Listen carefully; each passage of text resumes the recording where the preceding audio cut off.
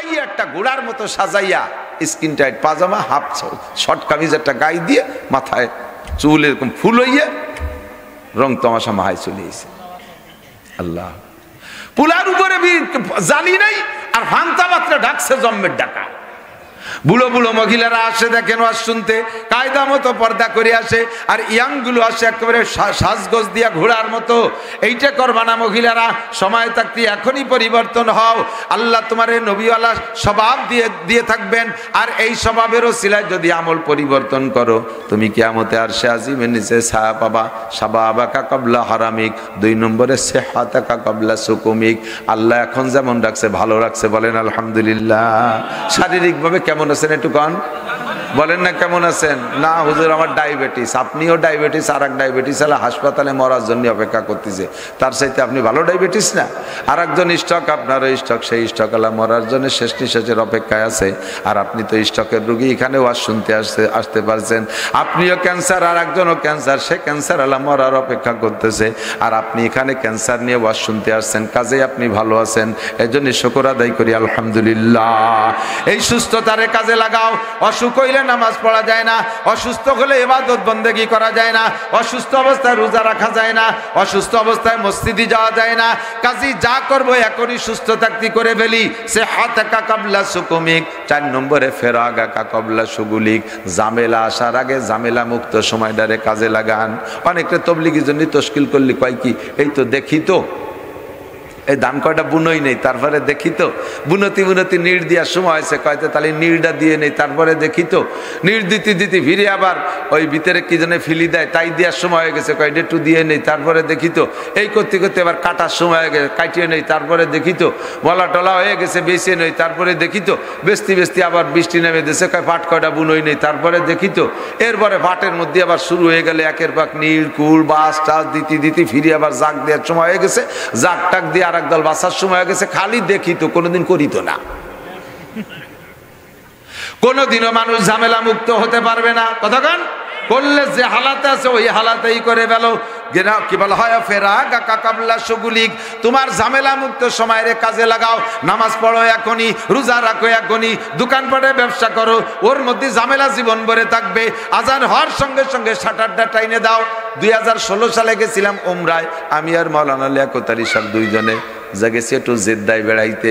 আমার এক বন্ধু গাড়ি নিয়ে আসবে আমাকে ইস্তেকবালের জন্য, বললো যে জেদ্দায় সৌদি যারা থাকেন তারা জানেন কিলো আসার একটা জায়গার নাম আছে, কিলো 3 কিলো আসার। এইভাবে আমাকে বাংলাদেশে যেমনকে 18 মাইল 20 মাইল কয় না, ওই কিলো আসার কিলো 3 এইরকম মাইলের হিসেবে নাম। কিলো আসার দাঁড়াইছি, গাড়ি আসবে, ওর আসতে একটু দেরি হচ্ছে। দেখলাম ওই কিলো আসার একটা চার দোকান আছে, ছোট্ট একটা মসজিদ আছে, মসজিদের পাশে চার দোকান। তো দেখলাম একটা যুবক ভিতরে দোকানদার বসে রয়েছে। আমরা দুজন চলেন যাইতে একটু চা খাই আসি। যে বললাম সাই মৌজুদ, চা আছে? তো বললেন ইজলিস বসেন, দিচ্ছি। তো চা বানাইলো, চা দিল খাইতে। আমরা যাইয়ে দেখলাম যা, তাতে আর এক সবক নিলাম। ঢুকে দেখি যুবক, আমার এখনো চোখে ভাসে, এরকম গোলাপ ফুলের মতো লাল একটা গেঞ্জি পরা আর একটা প্যান্ট আছে। এই যুবক বসে বসে মোবাইল দেখতেছে, কিন্তু মোবাইলে কি দেখতেছে, আমাকে তোমাকে মতো আকাম দেখতেছে না, ও সুরে আসিন দেখে পড়তেছে। যুবক দোকানের মধ্যে দাঁড়ায় সুরে আসিন মোবাইলে দেখে পড়তেছে। আমরা গেলে বন্ধ করে তুই চা খাইতে দিল, চা খাইলাম, আমার ব্যাগটাও টেবিলের উপরে রাইখা। এরপরে আমি বাইরে আসছি, আমি কইলাম ওরা তো পান পছন্দ করেন, আমি একটু পান খাই। অন্ধকার, বললাম যে ভাই চলেন যাই, ব্যাগটা থাক, আমরা একটু ওই পাশে ঘুরে পান খাতে গেছি। পান খাইতে ওই পাশে গেছি, এর মধ্যে দেশে আজান, ব্যাগ রয়ে গেছে টেবিলের উপরে। শর্ট করে একটা শব্দ হলো, শাটারটা নিয়ে দিয়েছে, পিছন দিয়ে দরজা। আমি সরাত শব্দ শুনে টের পাইছি, তো বন্ধ হয়ে দিতেছে। দৌড়ে এসে বললাম যে ভাই ভিড় দোকান কেস, আমার ব্যাগ রয়েছে তোমার দোকানে। লাবাসা ওয়ালা হারাজা লা তাহজান, টেনশন করে না, কোনো ভয় নেই। আউয়াল সালাত সুম্মাল কিস, আগে নামাজ পরে ব্যাগ, আগে নামাজ পরে ব্যাগ। ভাই আমরা মুসাফির মানুষ, দূরে চলে বাবা বাড়ি, কোনো ওলা বাড়ি, ও নিয়ে আমার কোনো টেনশন নেই। আউয়াল সালাত সুম্মাল কিস।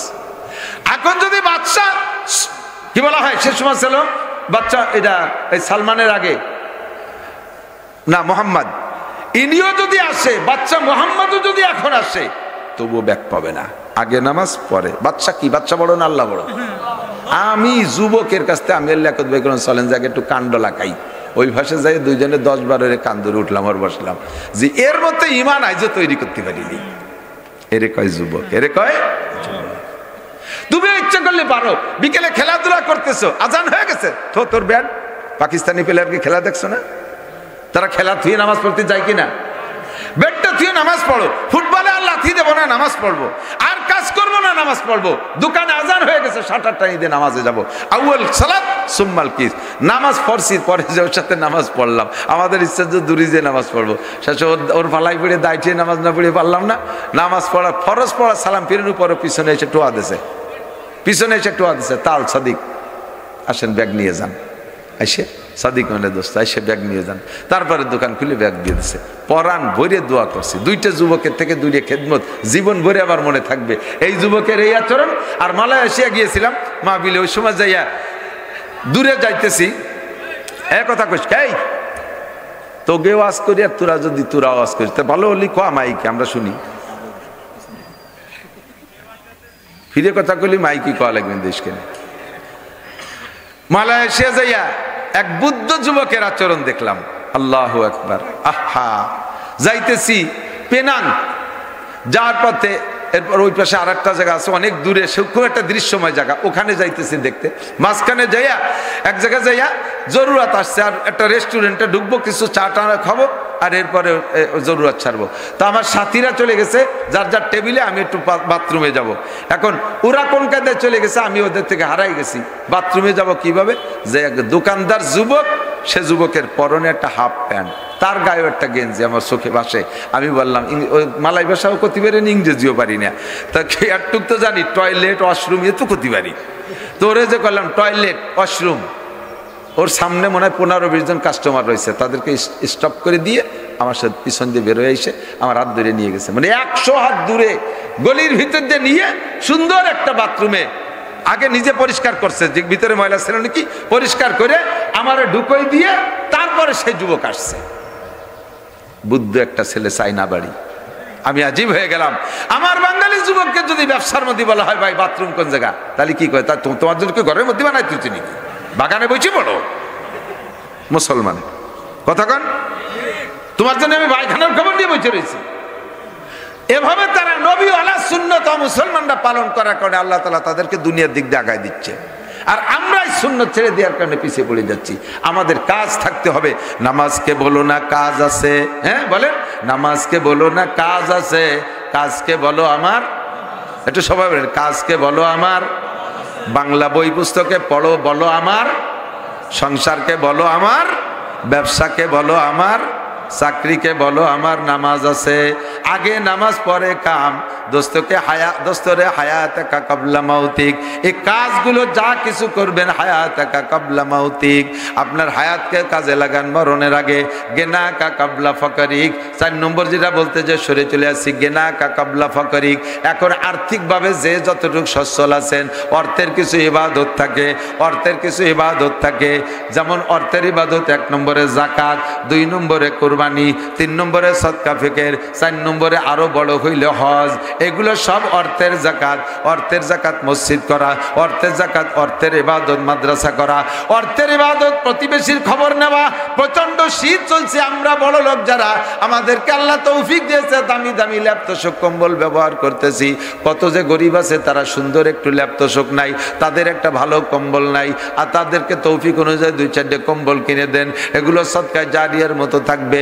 ওর বাড়ি যতদিন কম্বল থাকবে গায়ে দিয়ে আরাম করবে, দোয়া করবে, আপনার আমল নামায় নেকি আসবে। এইগুলো হলো অর্থের ইবাদত। এ ব্যাপারে আল্লাহরে লোভ দেওয়ার দরকার নেই। আল্লাহ তুমি আমারে 1 কোটি টাকা দাও, তোমারে 50 লাখ দিয়ে দেব। অনেকে কয় আল্লাহ তুমি আমারে 1 কোটি দাও, আমি তোমার 50 লাখ দেবো। আমি বুঝলাম একজন রাস্তায় যে আটতেছে, যাবে মেলা দূর, তো পয়সা করি না, আটতে আটতে কষ্ট হয়ে গেছে। আল্লাহ 5টা টাকা পালি, একটু ব্যানে যেতাম। গতি গতিতে যে রাস্তার পাশে চকচকে 5টা আর একটা কয়েন জিক জিক করছে। আল্লাহ তুমি এত তাড়াতাড়ি দোয়া কবুল করো, 5টা কেন কলাম যজ্ঞ, এই 5টায় দিয়ে একটু চলি। কদ্দূর যে 5টার ভরপুর হয়ে গেছে, নামাই দিছে। এমনকি আল্লাহ যদি তুমি আমার 100 টাকা দিতে, তাহলে তোমারে 5 টাকা দিতাম। আল্লাহ 100 দিলে আল্লাহরে উনি 5 টাকা দেবে, তবু আল্লাহ দিয়ে দিয়েছে। দেয় যে রাস্তার পাশে মোড়া ধরা একটা টা উঠে গুলিয়ে দেয় যে 95টা। আল্লাহ তুমি বিশ্বাস করতে পারলে না, তোমার 5 টাকা ইয়ে দিছে। আমার দ্বিতীয় আমি দিতাম না দিতাম তুমি দেখতে, তোমার ভাষটা রাহি 95 টাকা দিল। আল্লাহকে লোভ দেই, আরে এরকম লোভ দেন বহুত চলে গেছে। আমিনহুম মান আহাদাল্লাহ লাইন আতানা মিন ফাদলিহি লানাসাদদাকান্না ওয়া লানাকুনান্না মিনাস সালিহিন। তোমাদের মধ্যে অনেক মানুষ চলে গেছে, তারা অভাবের সময় আমি আল্লাহরে লোভ দেয়। আল্লাহ তুমি যদি লাইন আতানা মিন ফাদলিহি, তুমি যদি আমারে সম্পদ দাও, টাকা পয়সা দাও, লানাসাদদাকান্না ওয়া লানাকুনান্না মিনাস সালিহিন, সদকা করব, খয়রাত করব, নেককার দিনদার পরহেজগার হয়ে যাব, এইভাবে আমারে প্রলোভন দেছে। ফালাম্মা আতাহু মিন ফাদলিহি, আল্লাহ যখন তারে মাল দেছে, বাকিরু বিহি, তখন মুর্শি বেঁধে বসে রয়েছে। ওয়াতাওয়াল্লা ওয়া হুম মুরিদুন, গাড় বেঁকায় চলে যায়, ফইরি আসলে ডাকলেও ফিরেও তাকায় না, ফকিরির আশাকে বিরক্ত বোধ করে। এর ভিতরে অন্যতম এক সাহাবী, মদিনার সাহাবী, নাম তার সালাবা। এই সালাবা চরম অভাবী ছিল। আল্লাহ পাক রব্বুল আলামিনের কাছে নবী পাক দোয়া করছে সালাবার জন্য, সম্পদের মালিক হয়ে গেছে। ইতিমধ্যে আল্লাহ পাক যাকাতের হুকুম জারি করে দিয়েছে, খুজমিন আমওয়ালিহিম সাদাকাতান তুতাকিরু, মুমিনের মালের থেকে যাকাত আদায় করো। হুজুর সর্বপ্রথম পাঠাইছে সাহাবার কাছে যাকাত আদায় করতে। ছাগল 120 দেয় একটা, ছাগল 120 দেয় একটা, ছাগল 120 দেয় একটা, গরুর 40টায় একটা। আর উটের ক্লাসিফিকেশন আছে, আবার বিভিন্নভাবে দিতে হয় উট। এই 3 প্রকারের প্রাণীর থেকে যাকাত নিয়ে আসো। শুধু এক সাহাবারে আল্লাহ যে পরিমাণ মাল দিয়েছে তার যাকাত আনলে আমার মদিনার গরিব সবাই হয়ে যাবে। যখন সাহাবার কাছে যাকাত আদায়কারীরা গেছে, যে বলছে হুজুর যাকাত দিতে বলছে, সাহাবা কয় এই সম্পত্তি কামাই হতে আমার জান্ডা বার হয়ে গেছে, লাফাতি লাফাতি চলে আইছো, পরের গরু ছাগল দেখলে সহ্য হয় না। হ্যাঁ, কামাইরে দেখছো, দিয়ে দেখছো কোনোদিন? অনেকে আমরা হুজুর আজান কালেকশন করি, অনেক পাবলিক ওরে হুজুর পরের পকেটে টা নিতে তো মেলা তা ক্ষতি পারো, দিয়ে দেখছো কোনোদিন? তবে একটা কথা মনে রাখেন, উলামায়ে কিরামের নাইতাত দেবে কি? যদি আলেমের টাকা হয়, আপনাদের চাইতে আলেমদের মন ভালো আছে, এরা দিতে পারে, নাইতাত দেবে কি? এই জন্যই তো ফেল করে গেছি ওদেরা। আল্লাহ আমারটুকু আমি শুকর আদায় করুন অর্থে বলি, প্রত্যেক বছর যা ইনকাম হয় তার 40 ভাগের 1 ভাগ না, তার 3 ভাগের 1 ভাগ আমারটা আমার মাদ্রাসায় চলে যায়। যা কামাই করি 3-এর 1 আমার মাদ্রাসায় চলে, দিয়েও খুব মজা লাগে। 1 টাকাও বেতন নেই না, 13 সালের থেকে এই পর্যন্ত 1 টাকাও বেতন নেই না মাদ্রাসায়। আমার 2 মাদ্রাসায় 60,000 টাকা বেতন, 2টি মাদ্রাসা আমার দাওরা হাদিস। 2 মাদ্রাসায় 60,000, 60 পয়সাও নেই 13 সালের থেকে পর্যন্ত। আর 1 লুকমাও খাই না। বোর্ডিংয়ে যত চাউল সব আমি জোগাড় করে দিই, কিছু কালেকশন থাকে আর যেটা কম পড়ে সব আমি দিয়ে দিই। 1 টাকাও বেতন নেই না। 1 কোটি টাকার উপরে নগদ ক্যাশ টাকা মাদ্রাসায় পাবো, জীবনও ফেরত পাবো না ইনশাআল্লাহ। কারণ আমি প্রিন্সিপাল, দেবে কি আমারে? দেওয়ার কেউ নেই। মন এত বড়, কিন্তু হাত সেরকম না। যদি থাকতো তাহলে দিতাম।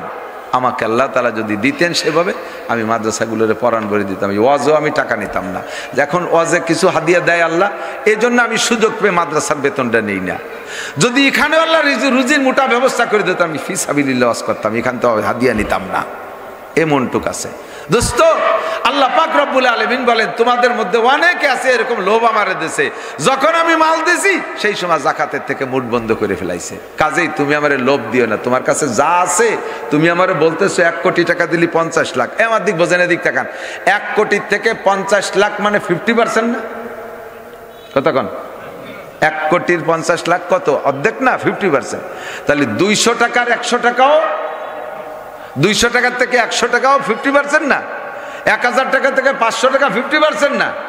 আল্লাহ কয়, তুমি আমারে লোভ দিছো 1 কোটি দিলি 50 লাখ দেবা, মানে 50% দিবা। তোমার কাছে আজকে পকেটে কত আছে? 2000 আছে, ওইতে যদি 1000 দিতে পারো তার নাম 50%। তাহলেই বুঝবো যে তোমারে 1 কোটি দিলে অর্ধেক দিতে পারবা। আর তাও পারবা না।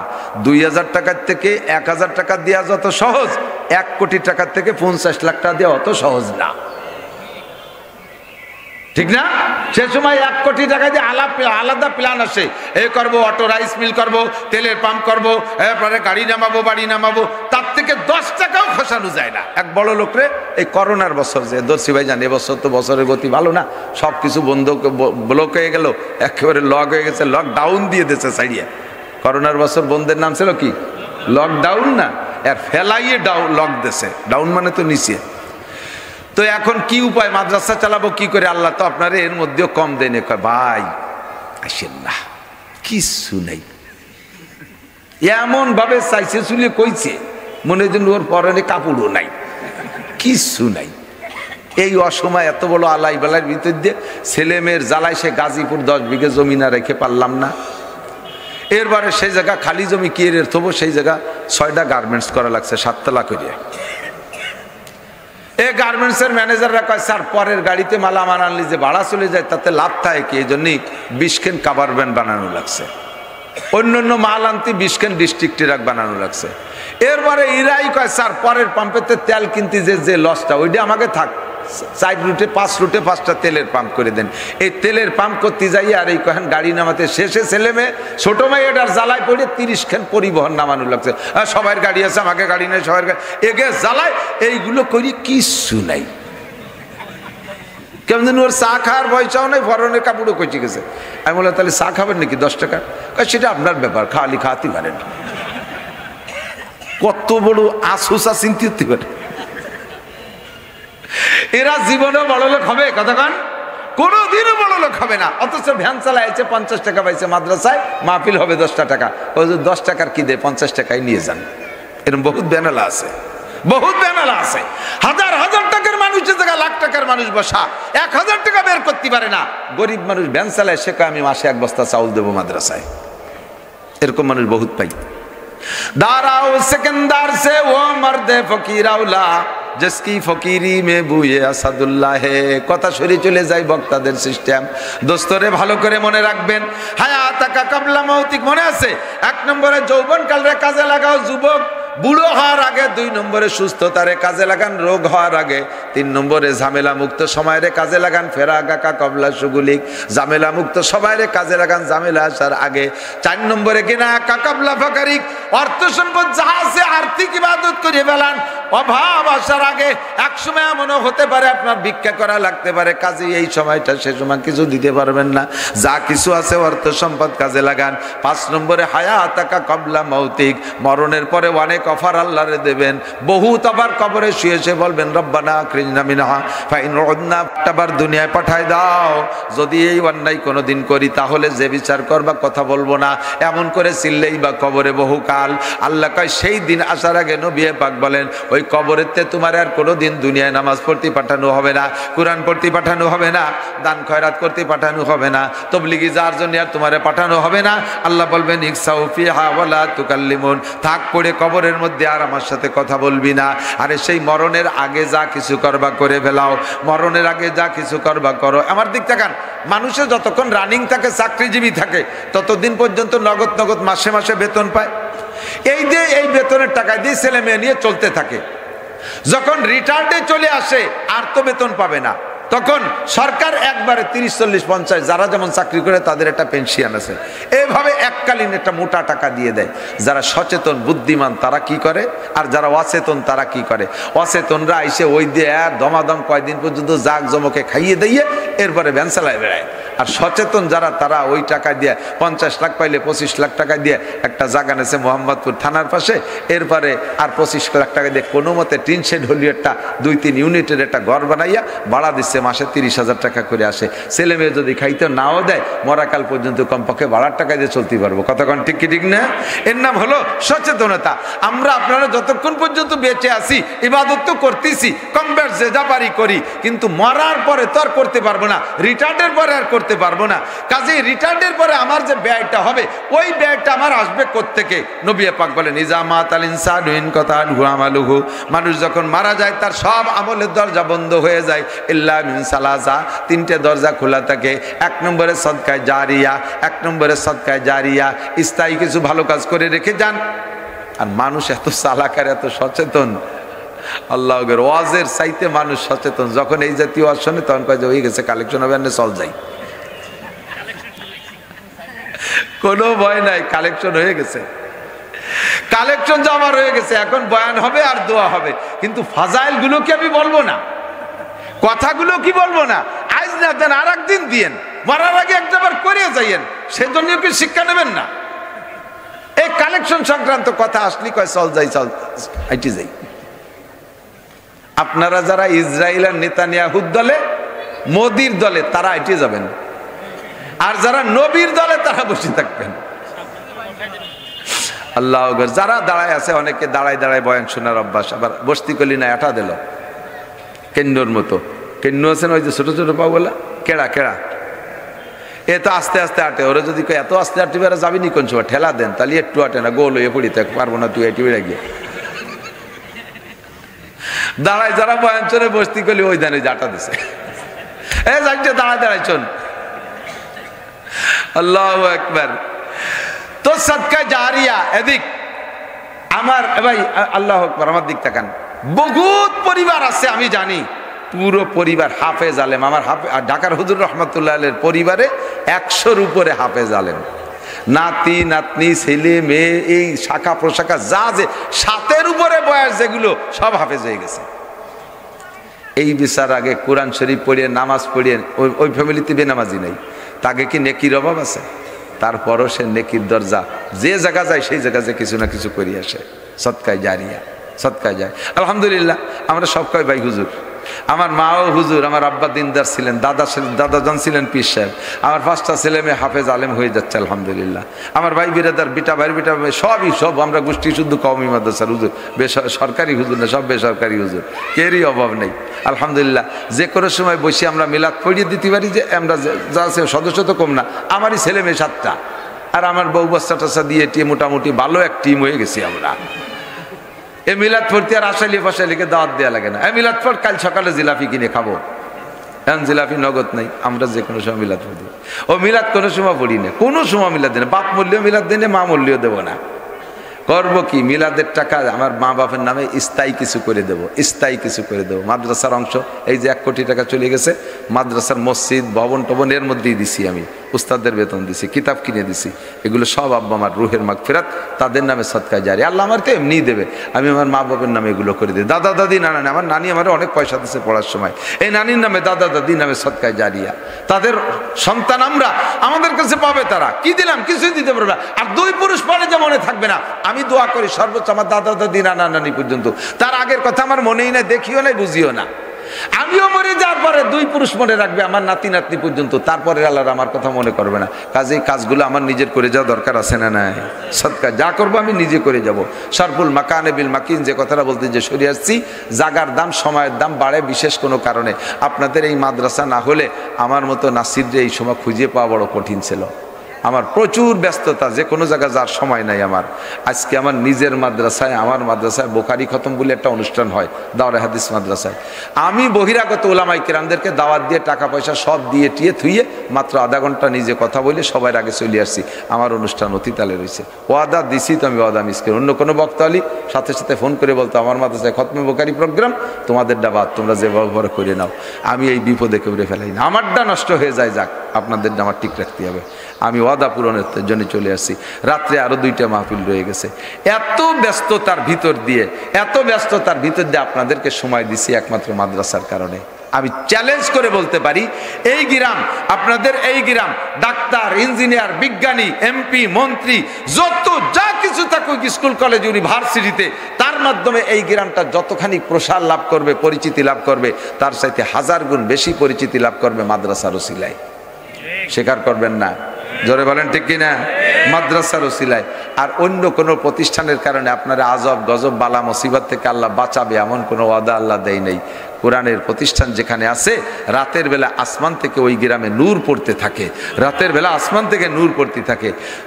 এক বুজুর্গ শাহ আব্দুল হক মুহাদ্দিস দেহলভী সম্ভবত রহমাতুল্লাহ আলাইহি, উনি স্বপ্নে দেখেন মদিনার থেকে এইভাবে আলো যাইয়া, মদিনার থেকে আলো যাইয়া, মক্কার থেকে আলো যাইয়া, দেখেন না ড্রেজারে বালু ফেলালি মুখ ওঠে এক জায়গায় এরকম ঘুরে যেয়ে পড়ে না, ওই রকম মক্কার মদিনার থেকে আলো যায় যে বিভিন্ন জায়গা পড়তেছে। উনি স্বপ্নেই দেখতেছেন এই সব জায়গা কোন জায়গা, যাই এক এক আলোর মাথায় যে দেখতেছে যেখানে মদিনার থেকে আলো ছুটছে ওই জায়গায় একটা হাদিসের ক্লাস হচ্ছে, যেখানে মক্কা থেকে আলো ছুটছে ওই জায়গা কোরআনের ক্লাস হচ্ছে।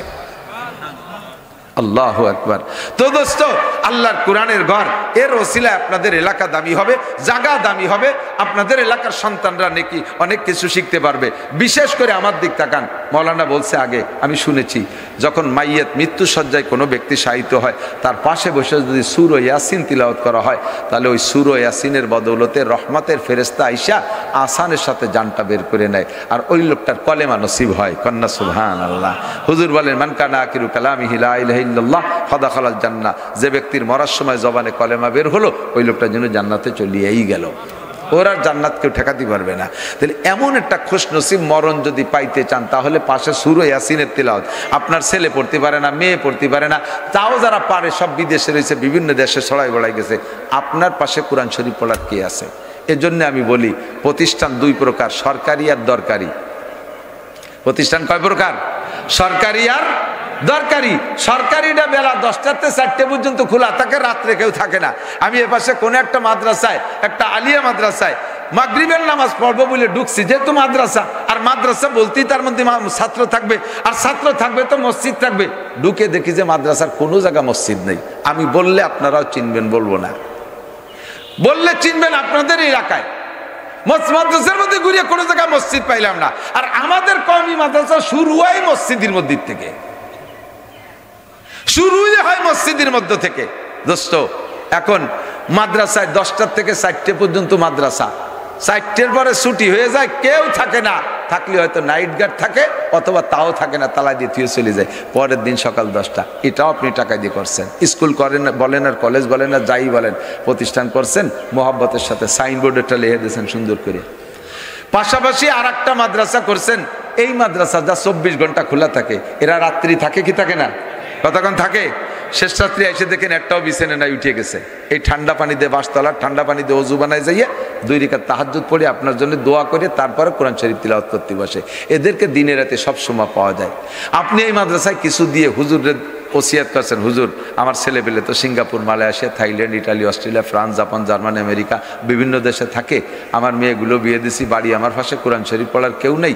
আপনার কাকি যদি কখনো ফোন দেয়, আপনি রিসিভ না করলেও বুঝবেন যে বেকায়দায় পড়ছি, 4-5টা ছেলে নিয়ে চলে আসেন, আমার পাশে একটু কোরআন শরীফ পড়েন। সত্যি বুড়ো রাত 2টার সময়, শীতকালে রাত, ছেলের সাথে শুরু হয়ে গেছে। কাকি মোবাইলে অন করছে, হুজুর শব্দ পাইয়া লাভ দিয়ে উঠে গেছে। দেখা যায় ওই বাড়ির ফোন, ছেলেরা ওঠ, কাকার জায়গায় মাদ্রাসা, ওনার দেয়া টাকায় ঘর, ওনারে খালি হাতে মূর্তি দেওয়া যাবে না, সূরা ইয়াসিন দিয়ে মারতে হবে। এই 6 জনে কোরআন শরীফ গলায় জুলই দিয়ে অজু বানায় এসে বুড়োর চারপাশে ঘিরে ধরছে, ফেরেশতাকে মোটে ঢুকতে দিচ্ছে না।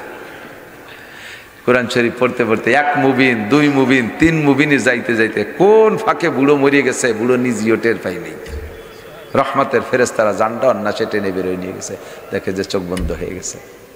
এই যে জীবনের শেষ মুহূর্তে সর্বশ্রেষ্ঠ প্রয়োজনে পাইলেন যে মাদ্রাসার ছাত্রদেরকে, এই মাদ্রাসা হলো দরকারি মাদ্রাসা।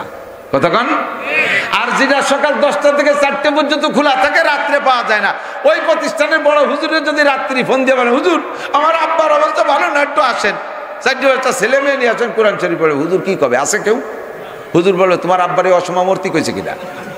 হ্যাঁ, কাল 10টার পরে মূর্তি বললো, আজরাইল এখন ফেরত দাও, কাল 10টার দিকে আসতে কইও। কারণ আমার কোনো ছেলে মেয়ে নেই, তোমার অফিস দাঁড়িয়ে যাবে কিনা? এই কলি তো আজরাইল চলে যাবে। কতক্ষণ যাবে? যা করার দরকার করে থিয়ে যাবে, সকালবেলা এসে জানাজা পড়বা, আর কিচ্ছু করতে পারবা না। তাহলে আমার জীবনের শ্রেষ্ঠ দরকারে পাইলাম না, অথচ সরকার টাকা দিয়ে চালায়। এই জন্য ওটার নাম সরকারি, এটার নাম দরকারি, ওটার নাম সরকারি, এটার নাম দরকারি। আমি দরকারিটার সাথে থাকবো, আমার ছেলে মেয়ে পড়বে, হাফেজ হবে। আরে ভাই, চাকরি এখন কোনো যায় নাই। IAB MA পাস করে মুখ উচুরে ঘুরিয়ে বেড়াচ্ছে, সানা বান্ধে কত হাজার হাজার ব্যাগ বস্তা ভরে ফিটিয়ে, যে খেজুর গাছ কাটা গাছিরা ঠুঙ্গি পিছনে বাঁধে না, ওইরকম ঠুঙ্গি ভরে সার্টিফিকেট নিয়ে ঘুরিয়ে বেড়াচ্ছে। ঘুরতে ঘুরতে ঘুরতে ঘুরতে এস ওভার হয়ে গেছে, ফতে একটা বিয়ে বাড়ি চলে এসেছে, চাকরি পাই নেই, বউ নিয়ে বাড়ি চলে এসেছে। তাহলে ও জেনারেলও চাকরি নাই, এ জায়গাও চাকরি নাই, ফাঁকে জেনারেল পায়ে শিক্ষায় যদি অর্জন করে চাকরি যদি পাও, তার মেয়াদ অল্প দিনের মধ্যে শেষ। কারণ কোরআন দুনিয়ার সার্টিফিকেটের হায়াত যত বাড়ে তত দাম কমে, আর কোরআনের সার্টিফিকেটের হায়াত যত বাড়ে তত দাম বাড়ে, যত বাড়ে তত দাম বাড়ে। হুজুর জুয়ান থাকতে যে আল্লাহতে আসছিলেন, এখন বুড়ো হাসার সম্মান বাড়তিছে। আমি যুবক বয়সে মৌলানা পাশ করে আসছি, আপনারা কে চিনতেন আমারে? কে চিনতেন? কেউ চিনতেন। আজ থেকে 32 বছর আগে কে চিনতো? কেউ চিনতো না। এখন যত আমার বয়স বাড়তিছে, তত আমি ভাইরাল হচ্ছি, প্রসিদ্ধি পাচ্ছি, তত সম্মান আদর ভালোবাসা ভালোবাসা পাচ্ছি, তত আমার আয় রোজগার বাড়তেছে। মরার পরে আরও বাড়বে। সদস্য হুজুর রহমাতুল্লাহ মারা যাওয়ার পরে তার ভক্ত বাড়ছে, চরমুনার পীর সাহেব মারা যাওয়ার পরে ভক্ত বাড়ছে, শর্ষিনের পীর সাহেব মারা যাওয়ার পরে তার ভক্ত বাড়ছে। কোরআনের সার্টিফিকেটের বয়স যত বাড়ে মরার পরে আরও বাড়ে। আর জেনারেল সার্টিফিকেট 35 বছর যখন হয়ে যায়, কাকা তোমার সার্টিফিকেট ডিলেট হয়ে গেছে, কি কয় টেম্পার বাতিল হয়ে গেছে, কারণ 20 লাখ টাকা নিয়ে বাড়ি যে 2 মুইসে খাওগে, ও বেশি 100 টাকা লবণ হবে না। সারা জীবনের সার্টিফিকেট বেচলে লাস্টে যাই 1 পোয়া লবণ কিনা যায় না, ও সার্টিফিকেটের মেয়াদ শেষ। কথা কোন ঠিক কি ঠিক না? কোরআনের সার্টিফিকেটের দাম, বয়স যত বাড়ে এর দাম তত বাড়ে। জেনারেল সার্টিফিকেটের বয়স বাড়ে আর দাম কমে, এককালে দাম মোটেই থাকে না। আপনার হায়াত রয়ে গেছে, সার্টিফিকেটের হায়াত নেই, সার্টিফিকেটই ড্যাম হয়ে গেছে, বাতিল। তো কাজেই আমার আপনার সন্তানদেরকে আলেম বানান, ঠকবেন না, আলেম বানান, ঠকবেন না। আর এই এলমি পরিবেশে কোরআনের প্রতিষ্ঠানে আমরা কিছু না কিছু না দিয়ে যাব না, কখনই যাব না। আল্লাহ তাআলা তৌফিক দান করে বলেন আমিন। যারা মাদ্রাসার পক্ষে আছেন তারা বসবেন, যারা বিপক্ষে আছেন তারা চলে যাবেন। আপনার স্থায়ী একটা আয়ের সোর্স খুলে রেখে যাবেন। 1 নম্বরে সদকায়ে জারিয়া, 2 নম্বরে নেক সন্তান আলেম বানায় যাবেন, 3 নম্বরে কি বলা হয় আও ইলমি ইউনতাফা বিহি, দ্বীনি ইলম রেখে যাবেন, যা শিখে শিখে আরো মানুষ উপকৃত হতে পারে। কাজে আমরা আজকে আমাদের প্রতিষ্ঠানের জন্য দেখেন, এই যে মসজিদ নাইটে মসজিদে ইটের দাঁত বার হয়ে রয়েছে, অথচ এ পাশে অনেক অনেক বাড়ির বিল্ডিং বড় সুন্দর করে টাইলস মোজাইক করে করা। আল্লাহ তাআলা যদি কয় আমার টাকায় দিয়ে বিল্ডিং দিলি, তোর বাড়ি এত ডাটের পায়খানা, আর আমার টাকায় দিয়ে তুই বড় লোক হলি, আমার মসজিদে আমার ঘরখানের এই দাঁত বার হয়ে রয়েছে, ক্যা? কি জবাব দেবেন স্থানীয়রা? কিছু করতে পারবেন না। কোরআনের পাখিরা মাটিতে বসে পড়বে আর আপনি 3 তলার পর ঘুমাবেন, আল্লাহ ঘুমাতে দেবেন। আল্লাহ কয় তোরে পোস্টিং করে কবরস্থানে ফাটাই দেবো। তুই কেন আমার ছাত্রদেরকে মাটিতে বসায়, তুই 3 তলার পর শুবি, তোর ওই 3 তলায় ঘুমতি দেবো না। আল্লাহ যদি রেগে যায় তাহলে কিন্তু আপনার একে ধাক্কায় মাটির তলে নিয়ে যেতে পারে, পারে কি পারে না? কাজেই আমরা একটু সচেতন হইয়া সদকায়ে জারিয়ার জন্য মহাব্বতের সাথে কোনো এক আল্লাহর বান্দা যদি চান যে হ্যাঁ ইনশাল্লাহ প্লাস্টারের জন্য আমি ইনশাল্লাহ 20 বস্তা সিমেন্ট দেবো, খাস করে রজব মাসে দোয়া করব, নবী পাকের মেরাজের মাসে দোয়া করব, হুজুর আমাদের জন্য দোয়া করছে, সেই দোয়ার সাথে দোয়া কবুল হয়ে যাবে। এই কাজগুলো কমপ্লিট করতে হবে ইনশাআল্লাহ। কোনো এক আল্লাহর বান্দা থাকলে মসজিদ মাদ্রাসা জড়ায়, হুজুররা যে কাজে লাগায় সেই কাজে লাগবে, সদকায়ে জারিয়া থাকলে কোনো এক আল্লাহর বান্দা সর্বপ্রথম রজুলে রশিদ একজন মানুষ বলেন আমি 20 বস্তা সিমেন্ট দেবো ইনশাআল্লাহ, তার জন্য দোয়া করব। আল্লাহ তাআলা হালাল ভাবে লাখ লাখ কোটি কোটি টাকার মালিক বানায় দেবে, হালাল ভাবে লাখ লাখ কোটি কোটি টাকার বরকত আল্লাহ দান করবে, রোগ ব্যাধি বালা মুসিবত থেকে হেফাজত করবে। আল্লাহ তাআলা আপনাকে হজ্জে খানায় কাবা মক্কা মদিনা জিয়ারত নসিব করবে। একজন মানুষ বলেন কি নাম? হাজী মুসলিম উদ্দিন। একটা তকবীর দেই, শয়তান আপাতত ইন্ডিয়া যাক, পরে হইতে ইসরায়েল চলে যাবে না। নারে তাকবীর। হাজী ইসমাইল, হাজী মুসলিম উদ্দিন, আল্লাহ হাজী মুসলিম উদ্দিন সাহেবের দান কবুল করে নাও, হালাল ভাবে লাখ লাখ কোটি কোটি টাকার মালিক বানায় দাও। মরার আগে আরেকটা বার তুমি মক্কা মদিনা দেখার তৌফিক দান করো। যাবেন না আরেকবার? যাবেন না ইনশাআল্লাহ? হ্যাঁ, থ্যাংক ইউ। আছেন আর কেউ? আর কোন আল্লাহর বান্দা? 20 বস্তা চাইছে। আরে মিয়া 20 বস্তা মেলা সিমে মেলা টাকা না, মাত্র 10,000, মাত্র 10,000 টাকা। একেবারে কি আসার সময় মাদ্রাসায় পকেটে ছিল 14,000 টাকা, মাদ্রাসায় দিয়ে চলেছি, খালি তেলের টাকা নিয়েছি। টাকা হাতে আসলে খালি দিতে মনে চায়, আর দেওয়ার একবার অভ্যাস করলে খালি দেওয়া যায়। আর কোনোদিন দেওয়ার অভ্যাস না করলে উরি বাবা 1,000 টাকা নোট দিয়ে 1.5 হাত লম্বা, ইয়ে কিভাবে দেয় মানসি? তুমি দিতে পারবে না জীবনেও। ওই 1,000 টাকা নোটে 1 পয়সা মনে দিয়ে দিতে হবে, দিয়ে কি হবে? জীবনে কত টাকা কামাই করছি নাই, সামনে যা কামাই করবো তাও থাকবে না। ওভার শিওর কথাটা। কত টাকা কামাই করছেন একজন মানুষ যদি বলতে পারে আমার সারা জীবনে এত টাকা কামাই করছি, তাহলে তার আমি একটা পুরস্কার দেবো। অবশ্যই কেউ পারবেন না। মিথ্যে কথা কইলে কইতে পারেন যে আমি 50 লাখ কামাই করছি, ওরকম কথা না। একেবারে A to Z যদি আপনার অডিট করা হয় কইতে পারবেন না। যে দুনিয়ার কোনো কারণে আত্মহত্যা করার সিদ্ধান্ত নেয়, দেখবেন গলায় রশি নিয়ে গাছে জ্বলতেছে, এ পর্যন্ত মরিয়েই যাবে, এই সিদ্ধান্তে একা একাই জ্বলছে, কেউ না কেউ মিলে। যখন জুল দেওয়া হয়ে গেছে তখন দেখবেন এইভাবে ডাল খুঁজে কোনোটা ধরে বাঁচা যায় নাকি, তখন বাঁচার জন্য নানান চেষ্টা করে, পায়ে কিছু পায় নাকি চেষ্টা করে, তখন রশি ধরেও নিজে টান দেয় যে ছিঁড়ে ফেলানো যায় নাকি। মরতে কেউ চায় না। এই 5টা নেগেটিভ আসার আগে আপনার কাছে 5টা পজিটিভ আছে। 1 নম্বরে সাবাবাকা, তোমার যৌবন কালে কাজে লাগাও কবলা হারামিক, বার্ধক্য আসার আগে যৌবন রে কাজে লাগাও। আরে বৃদ্ধ হয়ে গেলে কিছুই করা যায় না। এই শীতকালে ওযু বানায় নামাজ পড়া যায় না, বুড়ো বুড়ো মানুষ তায়াম্মুম ছাড়া উপায় নাই। শীতকালে শেষ রাত্রি গরম পানি দিয়ে গোসল ওযু করাই দিল, তারপরে কাঁপতে তালে তাকে প্যারালাইসিস এসে যায়। আর আমার তাগড়া তাগড়া জুয়ান নওজওয়ান যুবক ভাইরা, তোমরা যদি ইচ্ছা করো শেষ রাত্রে তোমার গোসল ফরজ হইছে, তুমি ঠান্ডা পানিতে, নদীর পানি, পুকুরের পানিতে গোসল কইরা তুমি জ্যাকেট চাদর গায়ে না দিও, শুধুমাত্র স্বাভাবিক একটা জামা পরে দাঁড়িয়ে দাঁড়িয়ে তাহাজ্জুদ পড়তে পারো, তোমার কোনো জায়গা কাঁপে না, তুমি রেগুলার উঠে ফজরের নামাজ পড়তে পারো ঠান্ডা পানি দিয়ে। এই সময়টারে কাজে লাগাও। বুড়ো মানুষ 80 বছরে বুড়োরে ইস্তেমায় যদি যাইতে বলা হয় হেলিকপ্টারে করে নেব, তাও বুড়ো কয় বাবা আমি ও জায়গা যেয়ে টিকতে পারবো না, ও জায়গা পায়খানায় মেলা ঠেলা ঠেলি, আমার বিছেন নষ্ট করে দিবানে আমারে নিস না। আর তুমি যুবক ইচ্ছা করলে এখন বাইসাইকেল চালে ইস্তেমার ময়দানে যাইতে পারো। বুড়ো মানুষটা চরমুনার ময়দানে নিতে চাইলে যাইতে চাবে না, কয় বাবা আমি দুর্বল পারবো না। আর তুমি যুবক ইচ্ছা করলে সেই বরিশালের সেই জায়গা চরমুনায় তুমি বাইসাইকেল চালায় যাইতে পারো, এ ক্ষমতা তোমার আছে। তুমি রাতভর দাঁড়ায় দাঁড়ায় যেমন তাহাজ্জুদ পড়তে পারো, তেমনি রাতভর দাঁড়ায় দাঁড়ায় তুমি মেসি নেইমার ফুটবল খেলা দেখতে পারো। দেখেছো, কেউ বাদ দাও নাই। মেসি নেইমার খেলা রাত 2টে 3টের সময় পর্যন্ত, 4টে পর্যন্ত হয়েছে, তাও তুমি দাঁড়ায় দাঁড়ায় দেখছো। অথচ নামাজের কথা বললে তোমার হাঁটুতি বল থাকে না। ও যুবক জবাব দিবা কিভাবে? শাবাবাকা কাবলা হারামিক, যৌবন কালে কাজে লাগাও, বার্ধক্য আসার আগে। বুড়ো কালে কিছুই পারবা না। এই বুড়োকে কাছে শুনে দেখেন, জোহরের এক ওয়াক্তে তিন প্রকারের নামাজ। ফরজের আগে 4 রাকাত সুন্নাত, মাঝে 4 রাকাত ফরজ, শেষে 2 রাকাত সুন্নাত।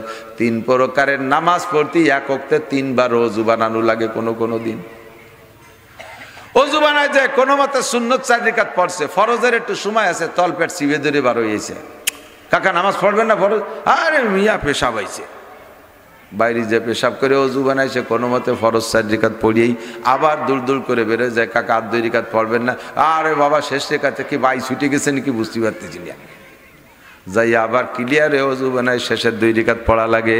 আর যৌবনকালে সকাল 9টায় গোসল করছো, সেই ওযু দিয়ে তুমি ইচ্ছা করলে ঈশান নামাজও পড়ে শুইতে পারো। কাজেই বুড়ো মেশিনের কাছে আল্লাহ অত দাবি করে না, তোমার মতো জুয়ান মেশিনের কাছে যা দাবি করে। একটা মেশিন কিনছেন, স্যালো মেশিন, 30 বছর আগে আল্লাহ 2টা মেশিন কিনে নিয়েছেন একবারে। একটা মেশিনটা বক্সে রেখে দিয়েছেন, খোলেন নাই। আরেকটা মেশিনটা 30 বছর কাজে লাগাইছেন। 30 বছর কাজ করাতে প্রত্যেক সিজনে তো 2-4 বার নষ্ট হয়, পাল্টাতে তার মূল পার্টস একটাও নাই, খালি বডিটা ফ্রেম কান রয়েছে। এই মেশিনটা স্টার্ট দিলি 4-5 ঘন্টা চলার পরে গরম হয়ে যায়, এরপরে স্টার্ট নিতে চায় না। কিক করলে ফক করে খানিক কালা ধুমো বার হয়ে নিভে যায়। এরপরে 3-4 ঘন্টা চললেও ফট করে কি দেখি রে বন্ধ হয়ে গেছে। বুড়ো মেশিন। আর নতুন মেশিনটারে একবার কিক করলে টান দিলে স্টার্ট হয়ে যায়। একটানা 16-18 ঘন্টা চলে, পানি দেয়, যা করবেন তাই করে, তার গা গরম হয় না। কাজেই ওই 30 বছরের মেশিনের কাছ থেকে মালিক অত আশা করে না, নতুন মেশিনটার কাছ থেকে যা আশা করে। বুড়ো মানুষের কাছ থেকে আল্লাহ অত আশা করে না। বুড়ো মানুষ মাত্র যাইয়া 5 ওয়াক্ত জামাতে নামাজ পড়লে তাতেই আল্লাহ খুশি হয়ে যায়। কিন্তু যুবক, তুমি যদি যৌবনকালে কাজে না লাগাও, এই সময়টা অন্যায় কাজে লাগাও, তা জবাব দেয়া লাগবে। সময়টারে যদি কাজে লাগাও, তাতে আবার তোমার পর খুশি হয়ে যায়। নতুন মেশিনে 16 ঘন্টা পানি দিলে যেমন মালিক তার পর খুশি থাকে, তুমি যুবক নামাজ পড়লে আল্লাহ খুশি হইয়া যায়। আমি গেছিলাম সুন্দরবন দেখতে যাইনি, ওখানে মাহফিল ছিল শরণখোলা, একেবারে সুন্দরবনের গায়ে। যাই শুনলাম যে ওই জায়গার মানুষ 3টে বাঘের মাথা কাইটে নিয়ে বিক্রি করছে, ওই সেইগুলো বেশ কয়েক বছর আগে। বললাম যে তাহলে বাঘ সুন্দরবন দেখতে যায়, কয় সুন্দরবন কি সরাসরি বাঘ দেখা যায়? তা যদি তকদির থায় দেখা যায়, তবে ওরা কয় যে হুজুর আমরা বাঘ না দেখার জন্য দোয়া করি, আর আপনি তো দেখতে চাচ্ছেন। যদিও সুন্দরবনের গায়ে বসবাস করি, তবে বাঘ ওর গর্জন শুনলি পুরুষ মানুষের কলজে কেঁপে যায়। তো না দেখার চেষ্টা করেন, চলেন জঙ্গল দেখিয়ে আসি। যাইতেছি, যাই দেখি একটা ছোট্ট খাল, 4 দেওয়ায়, 4 পার হয়ে উপার হলো সুন্দরবন। ওই 4 পার হয়ে যাইতে হবে। এর মধ্যে 4-এর গোড়ায় যে দেখি উপার মুরব্বী একটা শোয়া, বাঘ একটা শুয়ে রয়েছে। আমি কই যে আর যাবো না, হয়ে গেছে। ওরা কয় হুজুর চলেন যাই, ওই বাঘের পাশতেই চলে যাবে। আরে কয় কি বাঘের পাশ দিয়ে? ইপার থাইয়ে তাই আমার হাত পাও কাঁপতেছে, ওজু ছুটিয়ে যার কায়দা। কয় যে হুজুর ওই বাঘটা এই 7 দিন ওই জায়গা শোয়া, কি খায় আল্লাহ জানে, ওই জায়গায় বসে রয়েছে, বসে আল্লাহ বিল্লি হতেছে, তসবি তালিম টিপতেছে, নড়াচড়া নাই। কি খায় আল্লাহ জানে, কিচ্ছু খায় না কোনো খাবার। আর বাঘের চেহারা দেখলে যেমন আমিও কাছে যাই না, হরিণও তো আসে না, যা খাবে সে তার কেউ তো তার কাছে আসে না, ওর বডি দেখলি তো জান শেষ। দরজওয়ানি তওবা করদান সেবায়ে পয়গম্বরিস ওয়াক্তে পীরি গুরগে জালেম মিশাওয়াত পরহেজগার। যৌবনকালে ইবাদত করা নবীওয়ালা স্বভাব, নবুয়তি চরিত্র। আরে বৃদ্ধ হয়ে গেলে রয়্যাল বেঙ্গল টাইগারের জায়গায় বসে বসে আল্লাহ বিল্লে করে, শিকারটাও করতে পারে না। যৌবন থাকতে লাভ দিলে সামনের দিক 22 হাত যাইতো, এখন বুড়ো হয়ে গেছে, লাফানোর বল নাই। যদি লাভ দিতে যায় কুদি মারলে 3 হাত পিছ হয়ে যায়, সেটুকু উঠতে পারে না। এই জন্য সারের গোড়ায় বসে বসে আল্লাহ বিল্লে হচ্ছে, কোনো লাফালাফি নাই। বয়স হয়ে গেলে সময় মতো সবকিছু বুঝাইয়া দেয়, ও যুবক তোমার যৌবন কালে কাজে লাগাও। আসতেছে কোন জায়গা কাজে লাগাইবা? 1 নম্বরে শাবাব কাবলা হারামিক। এ মহিলারা, যুবতী যারা আছো, সময় মতো নামাজ পড়ো, রোজা লাগলে এখন রাখো, তওবা করলে এখন করো, তাহাজ্জুদ পড়লে এখন পড়ো, কোরআন পড়লে এখন পড়ো, পর্দা করলে এখন করো। বুড়ো হয়ে গেলে, সেদিনকে আমাদের বাড়ি গেছে, আমার আহলিয়া বলতেছিল, 2 মহিলা মার মাইয়া আইছে আমাকে ওই বেড়াতে। অনেক আগে একটা ওয়াজ করতাম যে পান্থা ভাতের ডিশ 3 সাইডে জালি দিয়ে ডাইয়ে, তার উপরে চাদর দিয়ে ডাইয়ে তুইছে, আর পোলাও রাইন দিয়ে আলগা তুয়ে দিছে, তার উপরে একটু কিছু দেয়নি। সেইভাবে 2 মহিলা আইছে, মার বয়স 50 পার হয়ে গেছে, 55-55। সে বাবা বোরকা দুটিও ডবল করে মুড়ি পেঁচ দিয়ে চোখ কান ভিড়িয়ে আইছে।